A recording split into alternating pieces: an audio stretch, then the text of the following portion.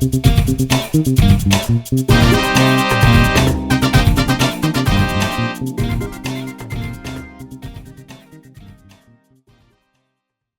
can you know the state and the mind of the police you are giving arms to?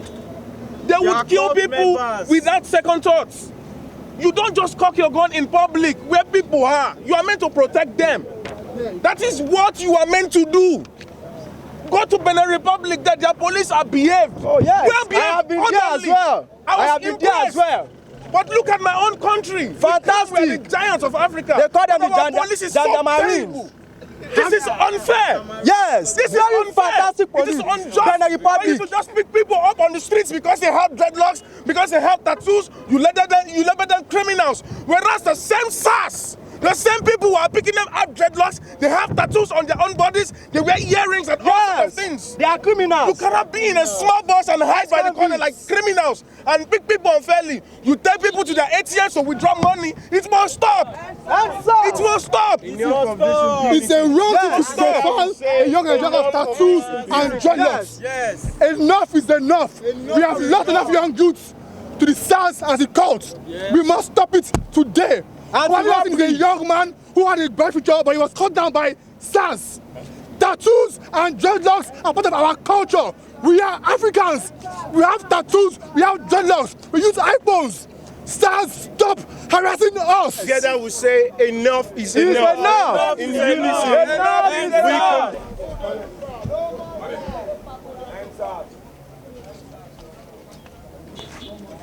We are not asking for too much, are we? The police force, in my view again, with all these kidnappings and all this going on in other states, the police, instead of harassing like one of, I think it was an IDP, saying that you are not allowed to wear tattoo or dreadlocks, I mean, shows the gravity of how bad the IQ of the police forces, that our children who are just feeling happy. So, when you remember when they used to wear down clothes, it's not part of my generation. So we should now start locking all the children that were doing hip hop clothes and they are tearing their clothes as well. Is it the police duty to tell us how our children should dress?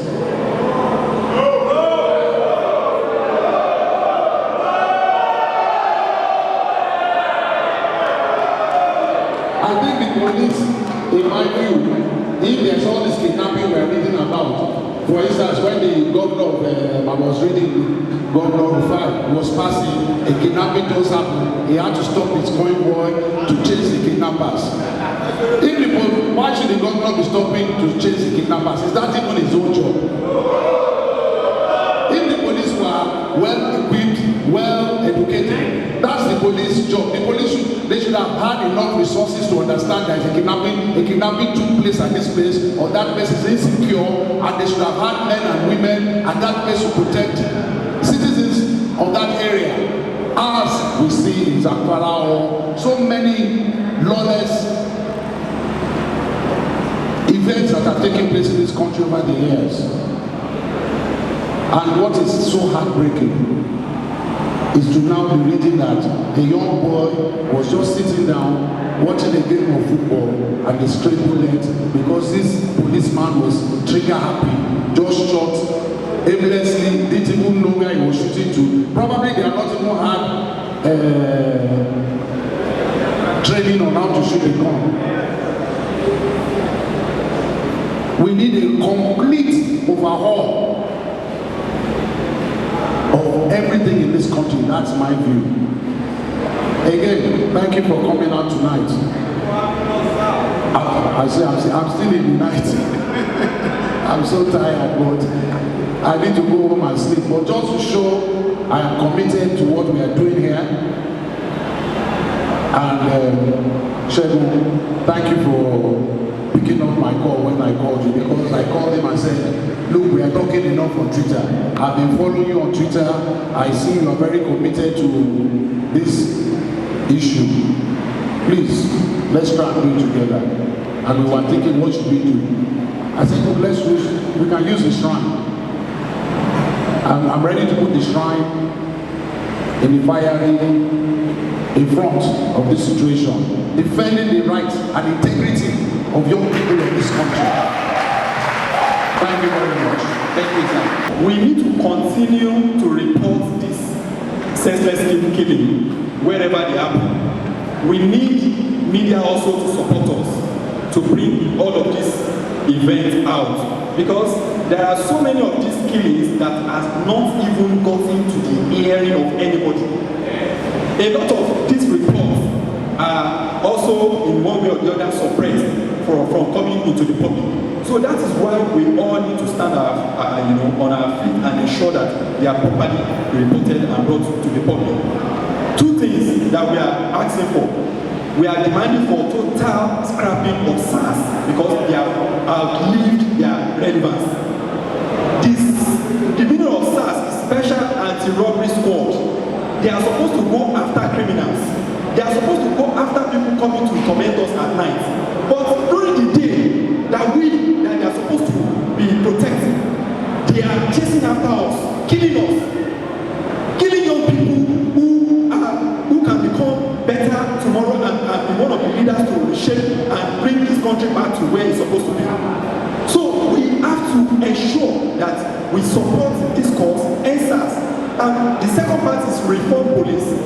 Reforming of police, of course, I'm sure we heard what happened in 2016, 2017, where the Inspector General of Police was being accused of some shady deeds and all those things from their budget, where their young officers are getting angry, they are protesting of a bad welfare system. Of course, year in, year out, we have budget that is allocated to various ministries, departments, and agencies of government. What are they doing with these resources? Outdated guns that they have, what are they doing about it? Training of police, what are they doing about it? So that is why we are requesting for reform of police force. Please, we are demanding for NSAS, and we are also asking federal government to properly equip the police. Equipping them meaning that everybody from the IG to the last person in the police must feel the reform. It's not the reform that the government is going to release funds and it will not get to the people at the bottom. So please, thank you so much once again for coming, and I pray we are not going to be victims of extrajudicial killing.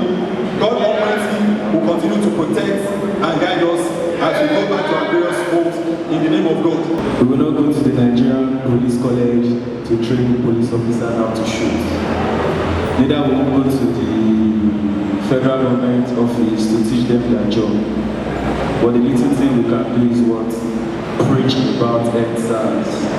Tell your fellow brothers, we need to come out in mass. Yesterday we are 5, day before yesterday we are 2, today we are more than 20, tomorrow we can be 200, next week we can be 7,000. Do you understand me, my brothers? Tell your fellow brothers, tell your fellow sisters, let us come out. It might not happen today, trust me, I know Nigeria. People have been fighting years. The only thing we can do is continue it. Together we can do it. Let me hear everybody say together we can do it. Let me hear everybody say together we can do it. That's it. Thank you for coming out. Thank you for honoring the call. I'm not going to think about the impression I'm making. I'm just going to do what I believe I have to do. I don't want to be discouraged. I believe in what I'm doing. I've only come out because I believe in what I'm doing. When you read what's going on in this country, you have to be very sad.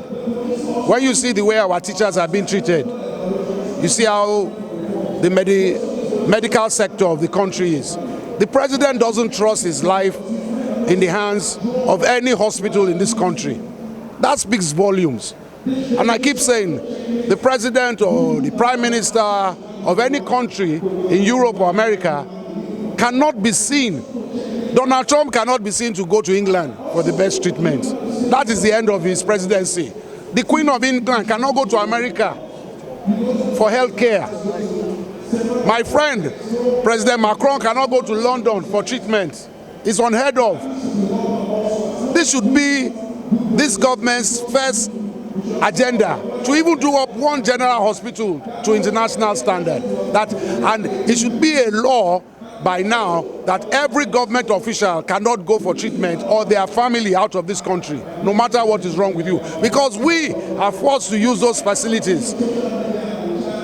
As like, if we don't have good education for our children, that is the downfall of this country. So there must be affordable education. If the police are not treated properly, of course they will behave like tyrants on the streets. So we need people that truly love this country. We need a government that is ready to die for its people. Where were the police again? Where is the state security protecting the elections? They failed us there. They keep failing us there. Then they kill innocent lives. Again, we are not against the police. We are saying the complete orientation of the police must change into positiveness of the police works for us. The police must defend its citizens.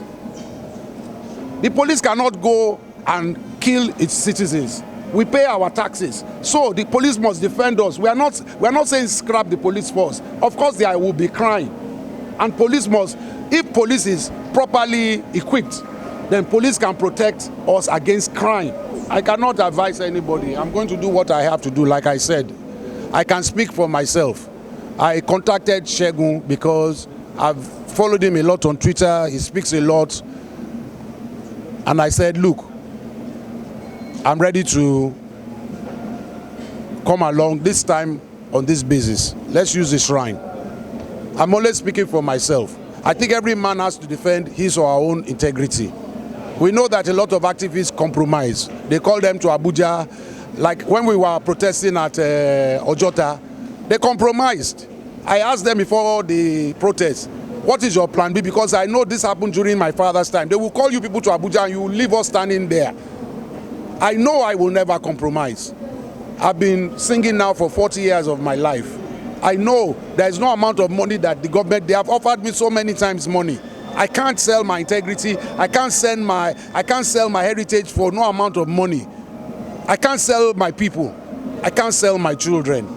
So I can speak for myself. And the day I do that, that is the end of me. That is the end of my children will not be able to walk the streets again. So I know what is at stake. I don't know if they know what is at stake. I don't know if they care what is at stake. But I can speak for myself. So I'm doing this not because of Segun or anybody or any advocate group. I'm doing this because I believe I have to do this. I'm putting my shrine in the forefront because I can defend what I am doing. If anybody compromises, sorry for that person. I hope none of us sell out. I do hope so. Segun does not seem that kind of person. So I stand with him until such, and if he does, or if I do, he has the right as well to say, Mr. Kuti, you have shamed your father, you have shamed your family. So I think this is a time, we have reached a point in time in this country where we all have to watch ourselves. You, the press, must watch us. We must watch you. Everybody must watch everybody. That anybody that sells out, let us know who is who in this country. Or else, look, the downfall of this country is already right at our doorsteps. This country has collapsed. The day Europe doesn't want our oil, sorry, excuse me, what are we going to do? We don't have enough food to put on the table of our children. People beg. I go out of, the minute I leave this place, everybody's begging me for money. How much money do they want? I perform free here. Where do they think I'm earning my living? People can't send their children and give their children a good education. And the police we are talking about, see, some of them are on the streets with slippers. The police are badly paid. How can somebody you are paying badly, how can he take care of you? So if we don't quickly change everything in this country to move righteously forward, positively for the development and future of our children, all of us are going to be in trouble. And we know it. Everybody knows this. But every time we all talk about it, somebody sells out. So me, I'm saying what my father has said for all his life. I'm saying what I've said for over 30 years of my career as well. And I hope this time we all listen to ourselves. Again, we are all to be blamed at one point or so. So we just need to come and say, look, we are not fighting anybody. and we are not fighting the police. We want the police to be, we want to love the police. Look, our soldiers are dying in the Northeast. These are young boys that are risking their lives. They are badly armed. We hear the stories that come out of Maiduguri. I've been there myself. I've seen, and many of you are probably not going to see the suffering in that area.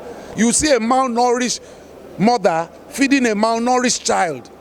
With all the, it costs, they told me at that time, it costs 2.5 million to do a borehole for 50,000 people. You want to tell me no Nigerian has 2.5 million to do borehole there? For people to drink just water. And we know the amount of money being stolen from the resources of this country. We know, we read it. So it was heartbreaking to read another story again on this poor boy who, ironically, was a fan of this club, of this shrine. He comes here, he comes to have a good time. So he's somebody that is known. I don't know him personally, but a lot of our customers have been mourning him. So it's touchy. So he could have been my son. My son drives a car. So one of my son has dreadlocks. So one day, a policeman will shoot him and say, because of his dreadlocks, you are a criminal. And he's not a criminal. He's a well-educated film photographer. Shoots videos for many of our biggest stars in this country. And because they don't like his look, they will shoot him one day. Or because the police is envious of him, they will kill him one day. And how many of us, how many children are we going to lose before we now say enough is enough? One life, one innocent life is too many. And then the president takes so long to defend. The president of this country should be in the forefront of this advocacy. He should not have even traveled to where he went. Because when you lose one citizen, you have lost a nation. That man could have been probably the guy who will cure cancer, or who will do the first African plane that will not crash. We don't know what his future held for him. All the politicians should be in the forefront. What is happening in Zamfara? Where are they? What's taking them so long to quash Boko Haram? For me, I don't see this as I use my profession. You call me to perform. I cannot give you a bad concert. That's the end of my career. And these people stay in office taking this huge salary, and they just, we all watch them on TV.